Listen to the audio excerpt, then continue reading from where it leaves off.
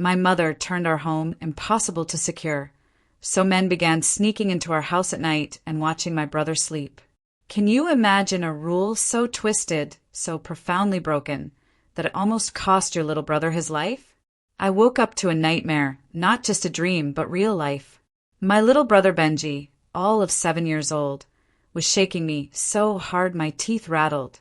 He was crying, but absolutely no sound came out, and that terrified me more than any scream ever could. Then he whispered 6 words that froze my blood. "Harvey, there are people inside our house." Before I could even process what he said, I heard it too. Footsteps downstairs. Not just one set, but multiple footsteps echoing through our living room. Whispering voices I didn't recognize. The faint, horrifying flash of light from the crack under my door confirmed it. This was real. This was happening. And the worst part, I knew exactly how they got in. There was nothing to break through. Our front door, wide open. The back door unlocked. Every single window, every bedroom door, every barrier between us and the horrors outside, just open. My mother's rule. It had always been her rule. Her sister, my Aunt Pearl, had died 20 years ago, all because of a locked bedroom door. So, Mom decided locks were the enemy. She'd removed every single one, checking the frames every night to make sure we hadn't dared install any. Now, strangers were simply walking through our house like they owned it because my mother had made sure nothing could possibly stop them. My phone? Charging in the kitchen, right where they were. Benji's tablet? No service. Our neighbors? Too far to hear us scream. Panic clawed at my throat. But then, a flicker of hope. The deadbolt. The one I'd bought 3 weeks ago with my lawn mowing money, hidden under my mattress because Mom checked everywhere else. The one I'd practiced installing in the dark until I could do it in a desperate, frantic 38 seconds. My hand shot under the mattress, my fingers closing around cold metal, just as I heard footsteps, heavy and deliberate, beginning their slow climb up the stairs. Help would arrive. Mom's welfare check. But that was still hours away. I just had to keep Benji alive until then. They thought tonight would be easy. They were wrong. So, let me tell you how a house with no locks became a target, and how I'd been preparing for this without even realizing it. The first time Mom ever hit me was because of a lock. I was 8 years old. All I wanted was a little privacy while I showered, so I'd locked the bathroom door. She pounded on it for 30 seconds. Then she kicked it open. The frame splintered. She dragged me out of the tub, soaking wet and naked, and slapped me so hard I saw stars. "Your Aunt Pearl died because of a lock," she screamed. "And I will not let a lock kill my children." Aunt Pearl was her baby sister, only 19 when she moved into her first tiny studio apartment. Mom helped her decorate it, hung photos, celebrated her independence. 3 months later, the laundromat below her apartment caught fire. Flames devoured the building. Smoke filled the air. Most people barely escaped.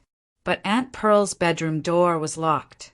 She locked it every night. It was a bad neighborhood. Firefighters reached her door within minutes. But that damn lock, held just long enough. By the time they broke through, she was unconscious. She died in the ambulance. My mother, 23 years old, had to identify her baby sister's body at the morgue. She said Pearl looked peaceful, except for the soot around her nose and mouth. She said she dreams about that soot almost every night. After the funeral, Mom came home like a woman possessed. She grabbed a screwdriver and went door to door, unscrewing every single lock in our house. Bathroom doors, bedroom doors, even the basement door. She dumped them all in a garbage bag and drove them to the dump herself. When she came back, she gathered Benji and me in the living room and laid down the new rule. No locks. Ever. Not on doors, not on windows. Nothing that could trap us if there was a fire. "Locks don't protect you," she told us, her voice sharp with pain. "They trap you. They kill you. Your Aunt Pearl would be alive right now if she hadn't locked her bedroom door." I will not lose my children the same way I lost my sister. Dad didn't argue. He never argued with Mom about Pearl. He just nodded, helped patch the holes where the locks used to be. I was too young to fully grasp why it felt so wrong. All I knew was that privacy vanished. Benji learned to change in his closet because his bedroom door wouldn't stay shut. Privacy was disrespecting Aunt Pearl's memory. Every night, Mom checked. She'd run her fingers along every frame, searching for wedges, propped chairs. If she found anything, she'd wake us, demand to know who did it. The punishment? Always the same. We'd sit in the living room, staring at photos of Aunt Pearl for an hour, listening to her recount the fire. "This is what locks do," she'd say, holding up a picture that haunted me. "This is what you're choosing when you lock a door. You're choosing this." I learned to stop asking for privacy. I learned to shower with the door cracked, change clothes fast. I learned to never, ever say the word lock in front of my mother. Then Dad lost his job.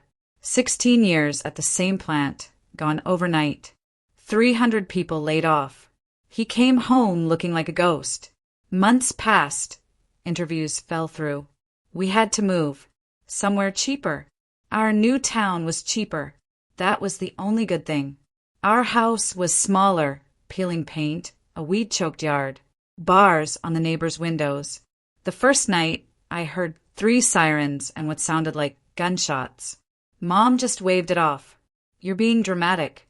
Every neighborhood has noise." She checked the doors, of course, all unlocked. I wanted to scream. Hadn't she seen the graffiti? The men drinking on the porch 2 houses down? Our front door didn't even close properly. But I knew what screaming would get me. Another hour with Aunt Pearl's photos. So I stayed silent. The first week, I noticed the car. A dark sedan, tinted windows, parked across the street. Then when I left for school, still there when I got home. I tried to rationalize it. Neighbor? Car trouble? But it was there the next day, and the day after. On the 3rd night, I looked out my window and saw a man sitting inside. And I swear he was staring right at our house. I told Mom. She was making breakfast, didn't even look up. "You're being paranoid, Harvey. People park on streets." I told her about the man. She finally turned, but only to give me that look. "Harvey, I know the move has been hard, but you need to stop looking for things to worry about. This is our home now. We're safe here." How could she say that? How could she believe that when our doors didn't lock, when anyone could walk in and take whatever they wanted? But I knew what would happen if I pushed it, so I shut my mouth.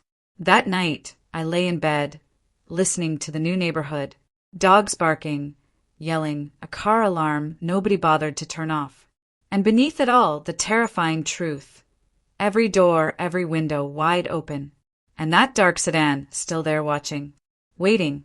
I thought about Aunt Pearl trapped, and my mother's grief. But her fear of one danger had blinded her to every other danger. Aunt Pearl died because she couldn't get out, but there were people who wanted to get in, and my mother had ensured nothing would stop them. Our home was a glass box in a neighborhood full of wolves. That's when I started saving my babysitting money. That's when I started researching deadbolts that installed silently. Mom thought her grief was keeping us safe, but it was painting a target on our backs. Then, things started disappearing. It started small. Leftover pizza. Empty box in the fridge. Not gone, just empty. I asked Benji, then Mom. Both denied it. Benji even cried because Mom blamed him. Neither was lying, which meant someone else had been in our kitchen, eaten our food, and left without a sound.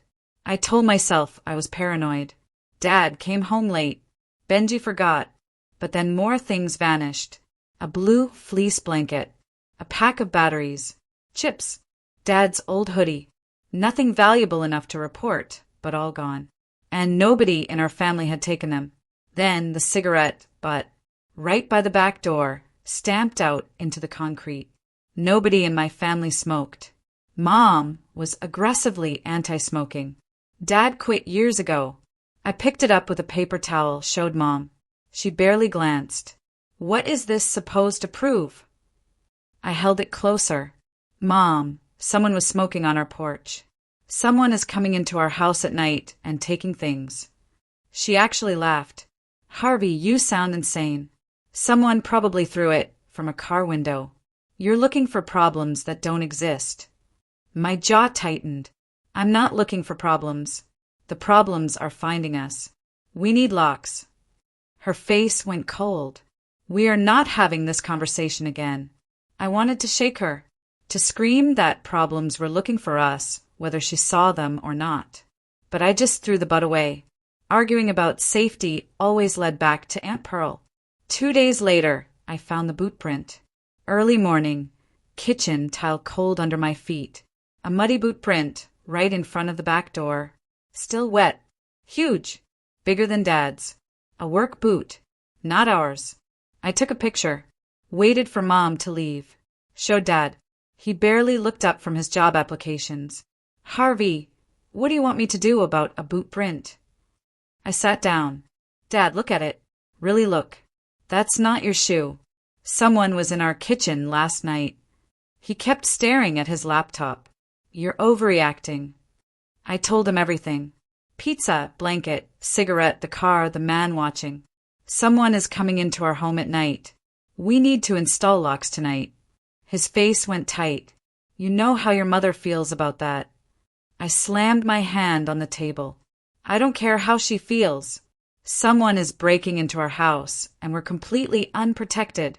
What if they do something worse than steal pizza? What if they hurt Benji? Dad stood so fast his chair scraped the floor. No one is breaking in.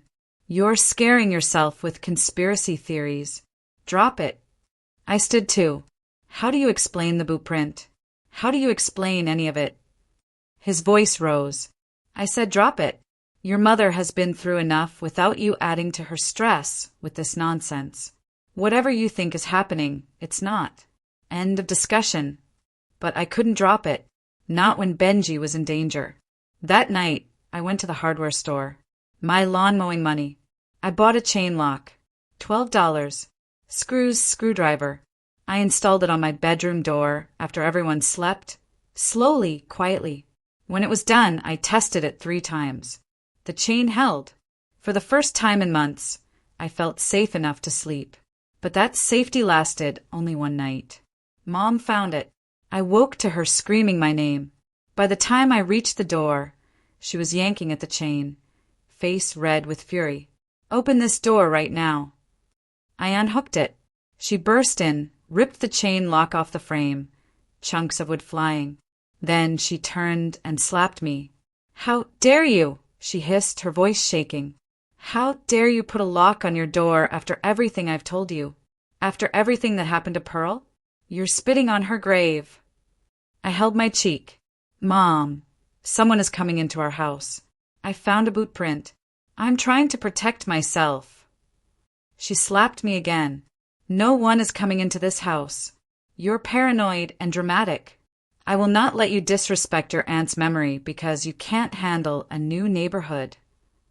Tears burned, but I wouldn't let them fall. What if something happens to Benji? What if someone hurts him because you won't let us lock our doors? Her hand raised. Stopped. Nothing is going to happen to Benji. Nothing is going to happen to any of us because we don't lock doors in this family. Ever. She took the chain lock. That night, I heard her telling Dad I needed therapy, that the move had broken something in my brain, that she was worried about my mental state. Dad said nothing. He never did. Mom took my lock and called me crazy. Dad told me to drop it. Fine. I bought a deadbolt instead. Practiced installing it in the dark, 40 seconds flat. If no adult in this house was going to protect us, I'd do it myself. I didn't know yet that the intruders weren't after our TV or laptops. I didn't know they'd been walking past my room every night, heading to somewhere else. Someone else.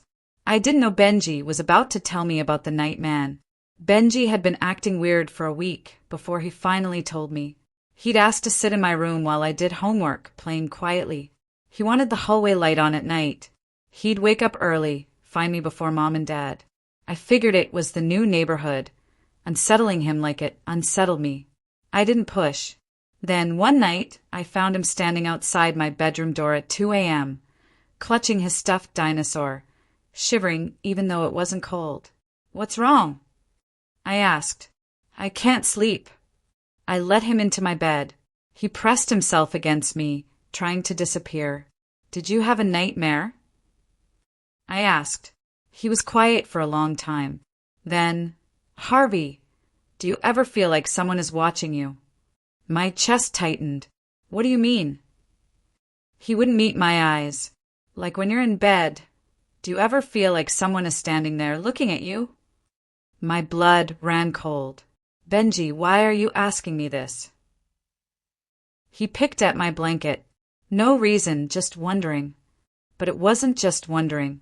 There was something scared and small under his voice. "Benji, look at me." He looked up, eyes wet. "Did something happen? Did you see something?" He bit his lip. "You'll think I'm lying. Mom said I was lying." My whole body went still. "Mom said you were lying about what?" He started crying, that quiet, internal cry he'd learned. "The night man." I told her about the night man, and she said I was making it up for attention. I sat bolt upright. "Benji, what night man? Tell me exactly what you're talking about." He wiped his nose. "There's a man who comes into my room at night. He stands in my doorway and watches me. I wake up because I can feel him looking at me. And when I open my eyes, he's just standing there. He's really big, Harvey. Bigger than Dad. And he wears boots because I can hear them when he walks." My blood turned to ice. The boot print, the cigarette butt, the blanket. How many times? How many times has this happened? My voice came out strangled. Benji held up his hands, started counting on his fingers. He ran out of fingers. A lot, maybe since we moved here. Sometimes I think I'm dreaming, but I pinch myself and it hurts, so I know I'm awake. 3 months. This had been happening for 3 months. Why didn't you tell me sooner? I tried not to sound angry, but the edge was there. Benji flinched. I told Mom. She said it was bad dreams. Said I needed to stop being dramatic. So I stopped talking about it. I wanted to scream. To punch a wall. My mother, so fixated on Aunt Pearl, so blinded by her hatred of locks, had dismissed this. Her own son, being stalked in his sleep. "Tell me everything," I demanded. "Every single detail." He hugged his dinosaur. "He comes late, really late, when everything is quiet. I wake up because the air changes, like something's in the room that wasn't there before. And when I open my eyes, he's in my doorway, just standing there. He doesn't say anything, doesn't move, just watches me." I force my voice calm. "Can you see what he looks like?" Benji shook his head. "Too dark. I can only see his shape. Really tall, really wide. He blocks almost the whole doorway. Sometimes I see the window light behind him, so I know he's real." A cold sweat broke out on my neck. "What does he do?" "Just stand there." Benji whispered. "Mostly, but sometimes he walks in a little bit. A few steps. Then he stops. Then he walks back to the doorway, like he's deciding something. Deciding something. Testing boundaries. How close could he get? Does he ever come all the way in? Touch you? Talk to you?" Benji shook his head. "No, he just watches. But Harvey..." He looked at his dinosaur. "Sometimes I can hear him breathing. It's slow and loud, like he's excited. And sometimes, before he leaves, I hear him whisper something. But I can't understand what he's saying. It's too quiet." I thought I might throw up. A grown man, in my brother's room, breathing heavily, whispering, getting bolder. How do you know when he leaves? Benji's answer made my skin crawl. I hear his boots on the stairs. They clack really loud. And then I hear the back door close. But sometimes he doesn't leave right away. Sometimes I hear him walk to other parts of the house first, like he's looking for something. Or at stuff. He'd been walking through our entire house, eating our food, taking our things, learning our layout, learning where we slept, learning which child was the easiest target. That night, after Benji finally fell asleep in my bed, I crept downstairs with a flashlight. I needed proof. I needed to know I wasn't crazy. I stood in Benji's doorway. From that angle, I could see his whole bed. Superhero sheets, the indent on his pillow, a perfect view of a sleeping child. My stomach churned. I angled the flashlight to the carpet. My heart stopped. Boot prints. Dried mud, but unmistakably boot prints. Leading from the hallway, 3, maybe 4 feet past the doorway, right to the edge of his bed. Then they turned, went back to the door. I followed them. My hands shook so badly the light jumped. Out of Benji's room, down the hall, past my door, down the stairs, through the living room, through the kitchen, straight to the back door. The same path, over and over, worn into the carpet in some places. He'd made this walk so many times he'd left a literal trail. I photographed everything, every print, every scuff, every trace of the man who'd been visiting my brother in the dark. The next morning, I showed Dad the photos. Mom was in the shower. I told him about the prints to Benji's bed, the night man, that Benji had been seeing him for months, and Mom had called him a liar. Dad's face went pale. For just a second, I thought this was it. I thought he'd finally wake up. Then he shook his head. "You're scaring yourself, Harvey. And now you're scaring Benji. Those prints could be anyone's. They could be from me checking on him."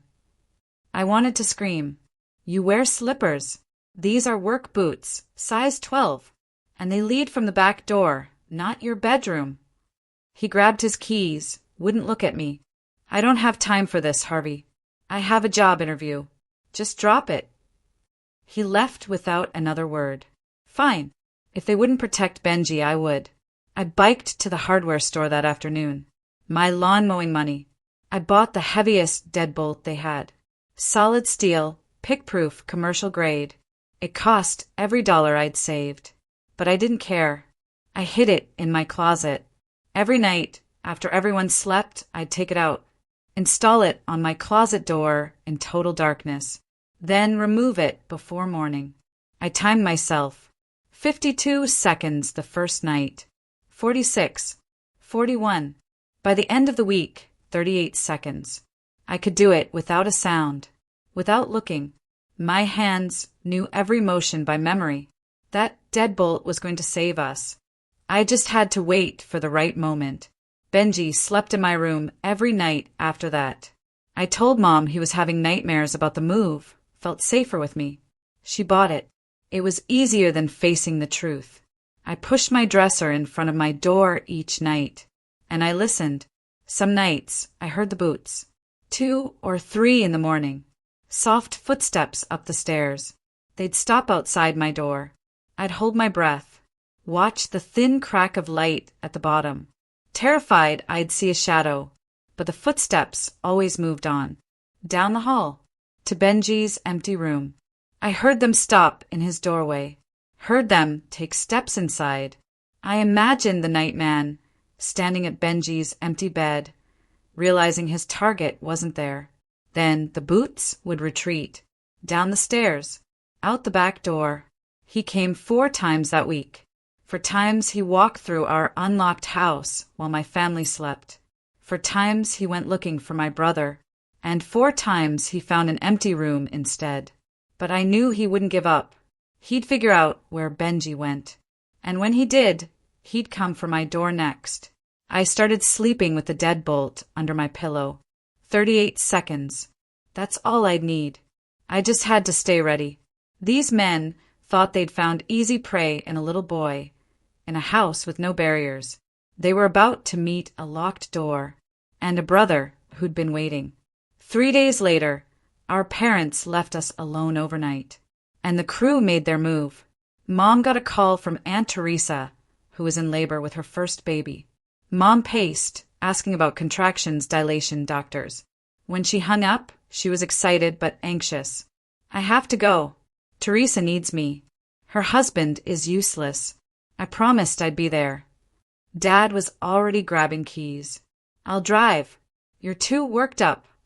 They started throwing things into overnight bags, barely looking at Benji and me.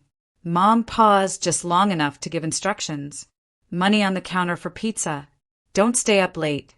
Harvey, you're in charge. She pointed her finger, that stern look on her face.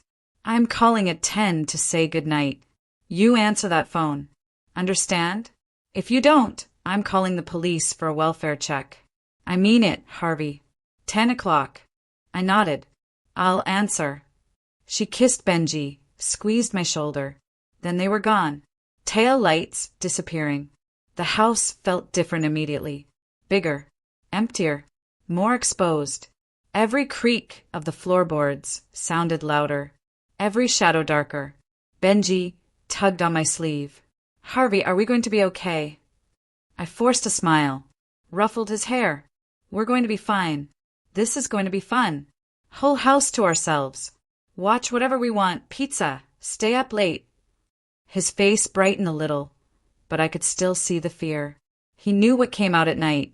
He knew we'd be alone with the night man. I spent the next hour securing the house. Checked every window on the first floor. Closed them tight, even though they couldn't lock. I shoved a chair under the back door handle, knowing it wouldn't stop anyone determined, but hoping it might slow them down, or make enough noise. Checked the front door 3 times. Pointless, it wouldn't lock either. The whole time, I felt like I was arranging deck chairs on a sinking ship. None of it would matter if someone truly wanted in. The only thing that could protect us was hidden under my pillow upstairs. 38 seconds. I just had to stay awake. I ordered pizza around 6. Benji chose pepperoni and extra cheese. We ate on the couch watching cartoons. For a little while, it almost felt normal. Benji laughed, got pizza sauce on his chin, asked me about the characters. I tried to be present, to give him one good night before whatever was coming. He picked a superhero movie. Bright colors, loud music, good guys always winning. We curled up under blankets. I watched him more than the screen. So small, so young, 7 years old and already being hunted. At 10 sharp, Mom called. I answered on the first ring. Hey, Mom. She sounded tired but happy. Hey, sweetie. Just checking in. Everything okay? Benji was asleep against my shoulder. Everything's fine. Benji's already asleep. How's Aunt Teresa? Mom launched into labor details. I half listened, checking the dark windows. Okay, I'll let you go, she finally said. Call again in the morning. Love you. I told her I loved her too. Hung up. One phone call down. If something happened tonight, she'd call again in the morning. And when I didn't answer, she'd panic. Call the police. Help would come. Eventually. I just had to survive until then. The movie ended around 10:30. Benji was out cold. Drool on his chin. I carried him upstairs. He wrapped his arms around my neck, head on my shoulder, just like when he was a toddler. I brought him to my room, not his. He hadn't slept in his own room in weeks. I tucked him into my bed, pulled the covers up. His eyes fluttered open. Harvey. His voice was thick with sleep. Yeah. He looked at me with heavy eyes. You'll stay awake, right? You'll watch for him. My throat tightened. I'll watch. I promise. Nothing is going to happen to you tonight. He nodded, closed his eyes. His breathing slowed. I pushed my dresser in front of the door. Then I sat on the floor, back against it, the deadbolt in my lap. And I waited. The house was quiet, settling wood, distant traffic. I listened for footsteps. The back door. The creak of the stairs. Minutes passed. An hour. My eyes felt heavy. I kept jerking awake. I couldn't fall asleep. Not tonight. Not when we were alone. 11:30. Midnight. 12:55. The night man usually came around 2 or 3. Hours to go. I just had to stay awake. I don't remember closing my eyes. I don't remember my head dropping. But I remember waking up to Benji shaking my shoulder so hard my teeth rattled. He was crying. That silent, terrifying cry. "Harvey, there are people inside our house." I heard it before I could even respond. Footsteps downstairs. Not one. Multiple. Moving through our living room. Opening cabinets, whispering. A faint flash from the crack from under my door. This wasn't the night man alone. This was a crew. Multiple people. Walking through our open doors like they owned the place. I looked at the clock. 2:23 a.m. Mom wouldn't call again until morning. Hours. Then she'd realize. Call police. Wait for them to drive out here. We were on our own. My phone. I needed my phone. The thought died in my throat. Charging in the kitchen. Right where they were. Benji's tablet was useless. No way to call for help. The only thing between us and them was a dresser, easily shoved aside. Then, the footsteps started up the stairs. Not one set. At least two. Maybe three. Climbing. They weren't quiet anymore. They were talking. Laughing. Like they had all the time in the world. Like they knew no one was coming. I heard one of them say something that made my stomach drop. "The kids' room is at the end of the hall, the one we've been watching." He'd been watching. The night man wasn't alone. He'd been scouting, learning our house, our routines, which child was the target. And now he'd brought friends. To finish whatever he'd been planning. I grabbed Benji with one hand, the deadbolt with the other. I pulled him to my closet. The only door in this room that could take a lock. It was a walk-in, barely big enough. But it had a solid door. And a frame. I pushed Benji inside. Climbed in after him. Pulling the door, closed as quietly as I could. Benji was shaking so hard I felt it through his whole body. I put my mouth against his ear. "Don't make a sound. No matter what you hear, I'm going to keep us safe." The footsteps reached the top of the stairs. They turned towards Benji's room first, just like I knew they would. "He's not here. Bed's empty." A different voice. "Check the other rooms. He's got to be somewhere." I heard doors opening, closing, searching.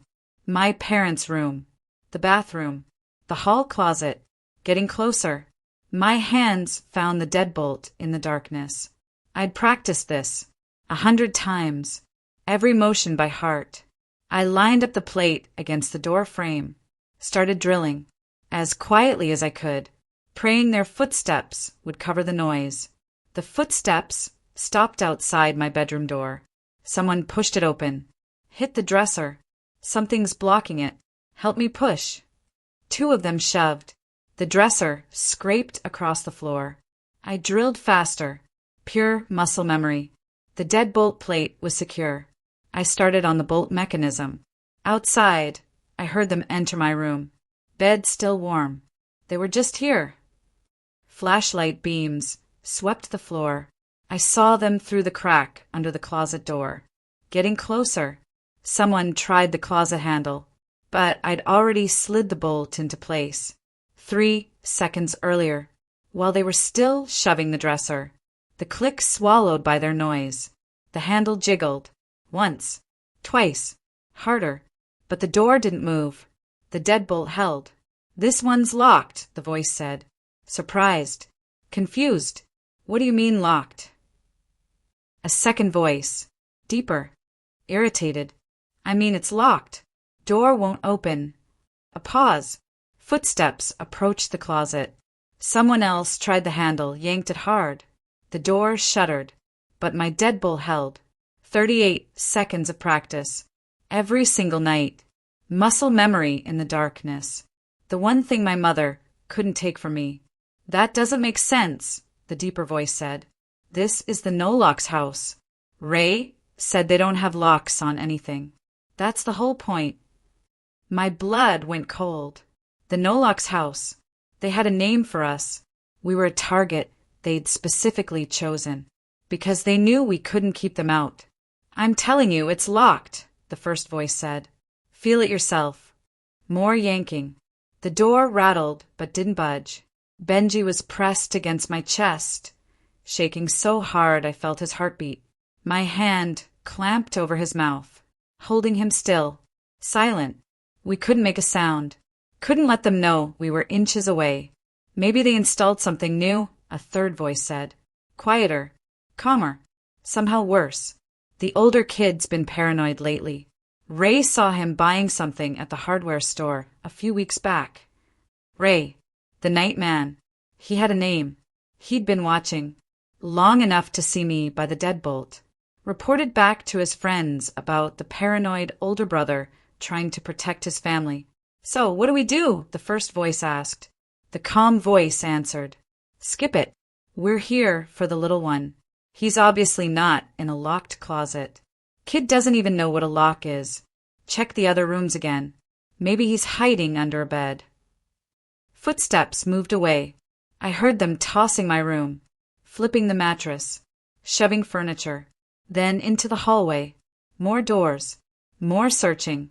Benji's room torn apart. My parents' room, bathroom, hall closet. The whole time, I sat in darkness, Benji in my arms. Not breathing, not moving, just listening, praying they wouldn't come back. They came back. He's not anywhere, the first voice said. Right outside the closet. You sure this is the right house? The calm voice. This is the house. Ray's been inside a dozen times. He knows what the kid looks like, knows which room is his. Benji flinched. I squeezed him tighter, a dozen times. My mother had called him a liar. Maybe the kid's in there, the first voice said, pointing at the closet. Maybe the older brother grabbed him and hid. A long pause. Then someone kicked the door. The whole frame shook. Benji almost screamed. I clamped my hand down harder. Another kick. The door shuddered, but held. The deadbolt.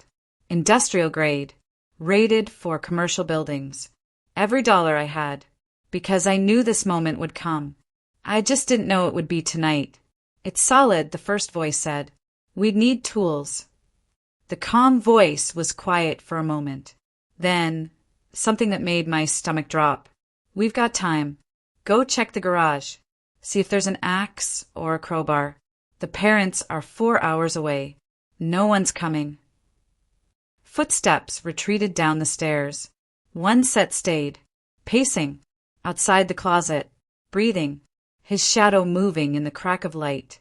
He was waiting, standing guard, making sure we didn't try to run. Minutes passed. Time stopped meaning anything. Benji's shaking slowed, not from less fear, but from sheer exhaustion. Face buried in my chest, arms wrapped around him. We waited. The shadow paced, back and forth. Then, I heard the other two coming back up the stairs.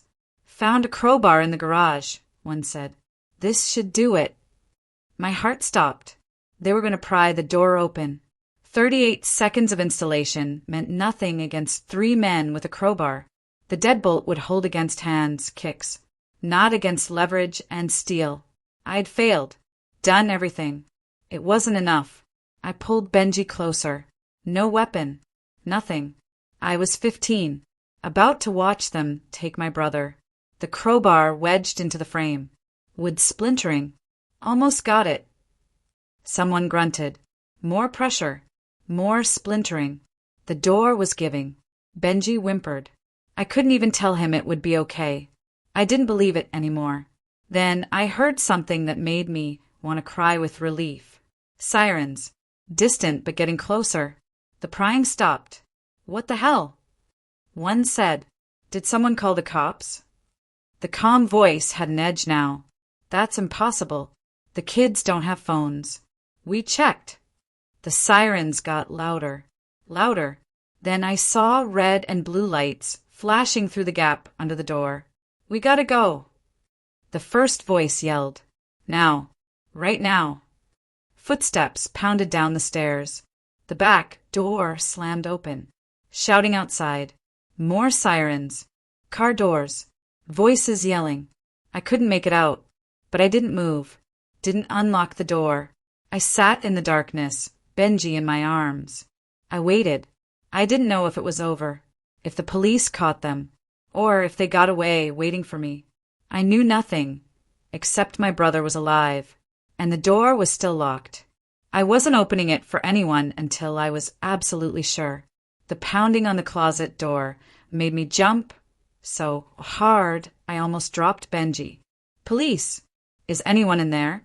This is the police. I still didn't move. Harvey? Benji? This is Officer Barton. Your mother called us.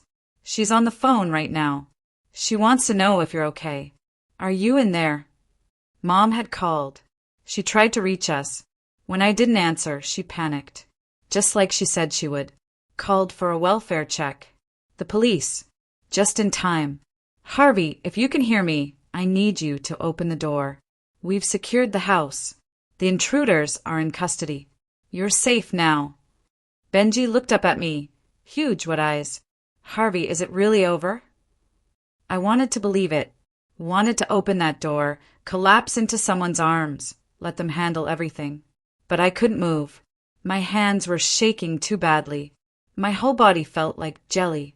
Benji reached up, put his small hand over mine. I'll help, he whispered. Together, we turned the bolt.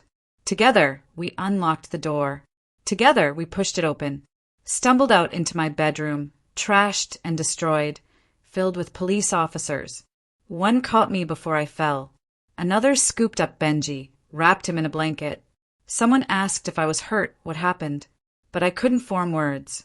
I just pointed. At the closet door, at the deadbolt, at the scratches and dents where they'd tried to break through. That held them off. I finally managed to say, that lock saved us. Mom and Dad arrived hours later. Mom burst through the front door, ran straight to Benji, scooping him up, sobbing into his hair. Then she looked at me, and I saw something in her eyes I'd never seen before. Guilt. Pure, overwhelming guilt. Harvey, her voice cracked. Harvey, I'm so sorry. I didn't listen. She walked over to the closet, looked at the door, at the deadbolt still installed. They would have gotten through, she whispered. If the police had been 5 minutes later, they would have broken through that door. She turned to me, tears streaming down her face. You saved him.